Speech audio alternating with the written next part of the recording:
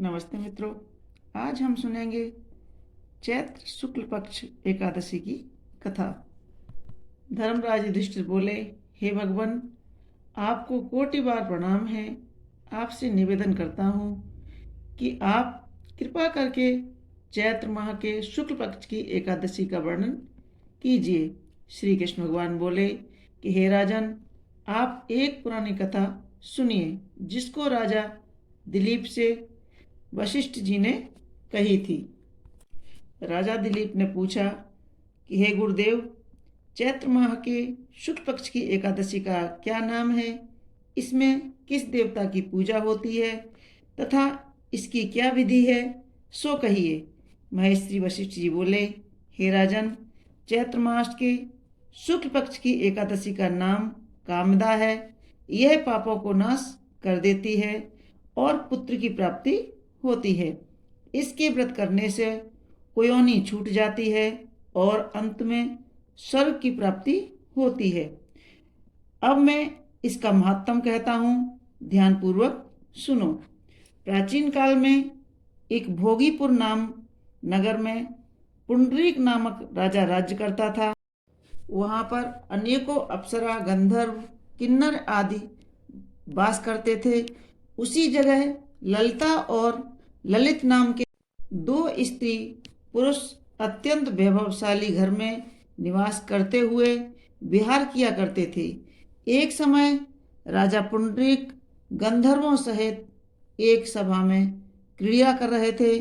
उस जगह ललिता गंधर्व भी उसी के साथ गाना गा रहा था और उसकी प्रियतमा ललिता उस जगह नहीं थी।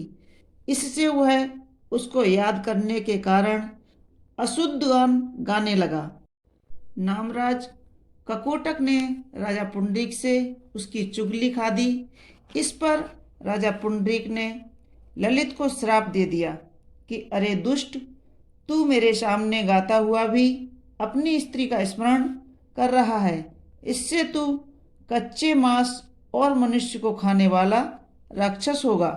राजा पुंडरीक के श्राप से वह ललित गंधर्व उसी समय एक विकराल राक्षस हो गया। उसका 8 योजन का शरीर हो गया। राक्षस हो जाने पर उसको महान दुख मिलने लगे और अपने कर्म का फल भोगने लगा। जब ललिता को अपने प्रीतम ललित का ऐसा हाल मालूम हुआ तो वह बहुत दुखी हुई। वह सदैव अपने पति के उद्धार के लिए सोचने लगी कि मैं कहाँ जाऊं और क्या करूं। एक दिन वह घूमते घूमते विंध्याचल पर्वत पर गई। उसने उस जगह श्रृंगी ऋषि का आश्रम देखा। वह शीघ्र ही आश्रम के पास गई। उस ऋषि के सम्मुख जाकर विनय करने लगी। उसे देखकर श्रृंगी ऋषि बोले, हे सुभगे, तुम कौन हो और यहाँ किस लिए आई हो? ललिता बोली, हे मुनि, मैं वीर धनवा नामक गंधर्व की कन्या हूँ, ललिता हूँ। मेरा पति राजा पुंडरीक के श्राप से एक भयानक राक्षस हो गया है। आप राक्षस योनि से छूटने का कोई श्रेष्ठ उपाय बताइए। तब श्रृंगी ऋषि जी बोले, अरे गंधर्व कन्या ललिता, अब चैत्र माह के शुक्ल पक्ष की एकादशी आने वाली है। उसका नाम कामदा एकादशी है। उसके व्रत करने से मनुष्य के समस्त कार्य सिद्ध हो जाते हैं।